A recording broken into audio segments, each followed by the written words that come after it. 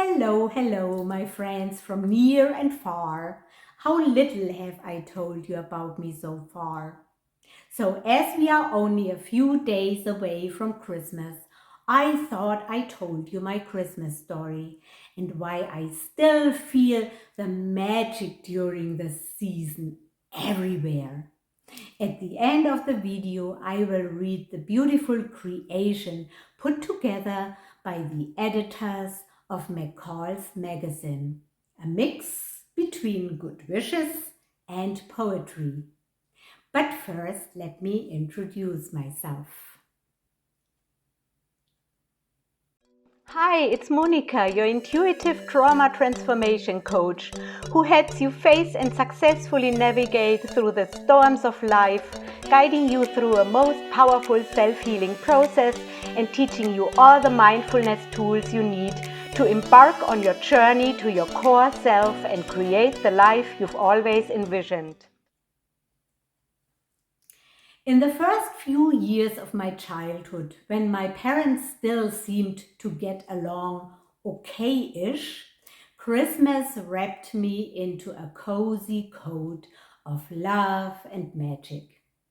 My father always brought home a huge Christmas tree, and after my mother decorated it one day before Christmas Eve, I was not allowed to go into the living room anymore. Well, the door was locked anyway. While North American children are waiting for Santa Claus, in my home country, Germany, it was all about the Christkind, Christ's child, often painted as a gender-free child with golden locks, a white dress, sometimes tiny angel wings, and a bright halo surrounding its head.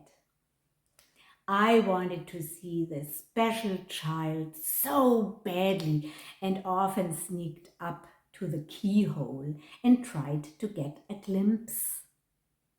Sometimes in my fantasy, I thought I just had caught a spark of light and missed it by a second. But I never succeeded to see the whole person. On the 24th, my grandma, who I adored so much, was picked up by my dad and brought to our house to spend time with me until everything was prepared for the Christmas dinner and celebration. I truly cherished this wonderful time with the only person who just loved me as the little girl I was. Unfortunately, my other grandma died while my mom was pregnant with me, and my two grandpas also died. One shortly after the war from kidney disease, and the other in a Russian prisoner camp. Anyway, Grandma and I often sat by the window and looked at the big snowflakes floating down from the sky endlessly. And she often told me the story about fleeing from Breslau when the Russians came.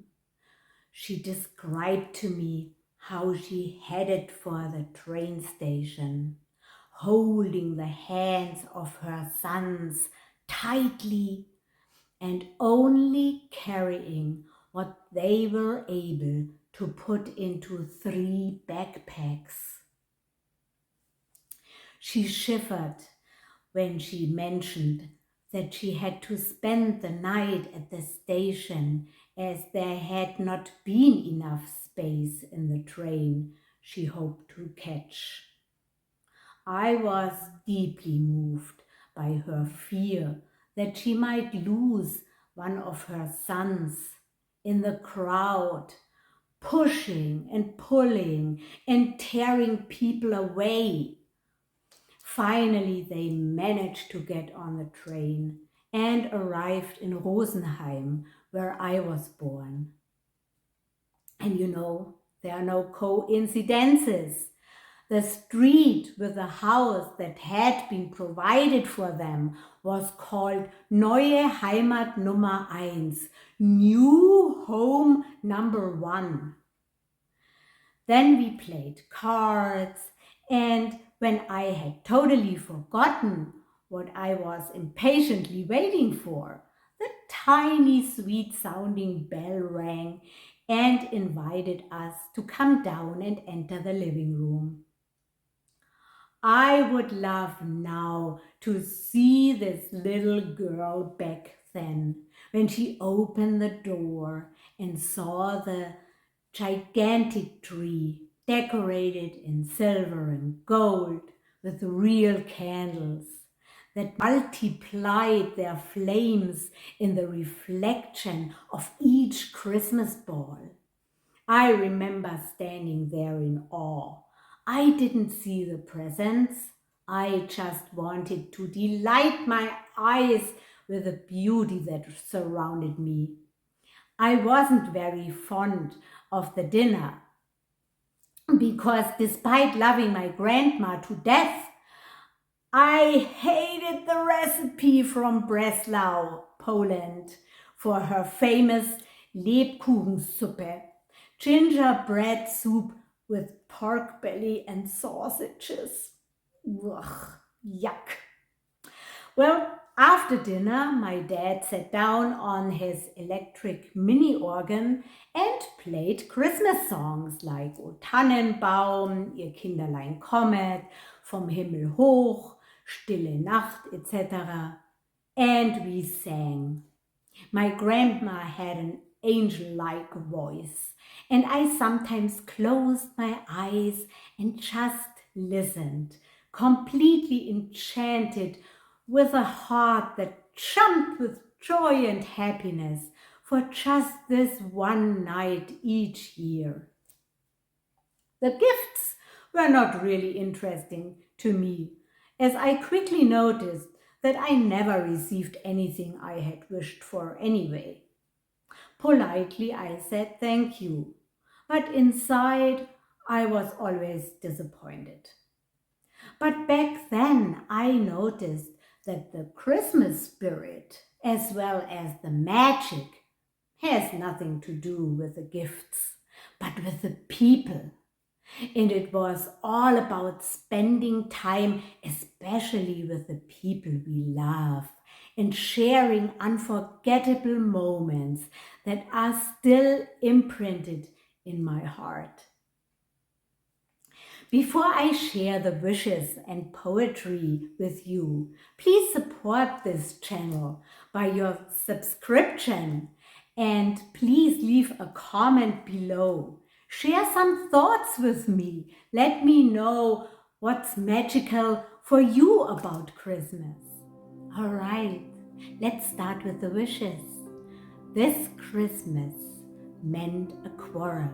Seek out a forgotten friend, dismiss suspicion and replace it with trust.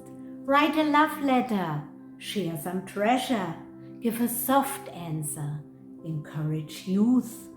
Manifest your loyalty in word and deed. Keep a promise, find the time, forego a grudge, forgive an enemy. Listen. Apologize if you were wrong. Try to understand. Flout envy. Examine your demands on others. Think first of someone else. Appreciate. Be kind. Be gentle. Laugh a little more. Deserve confidence. Take up arms against malice.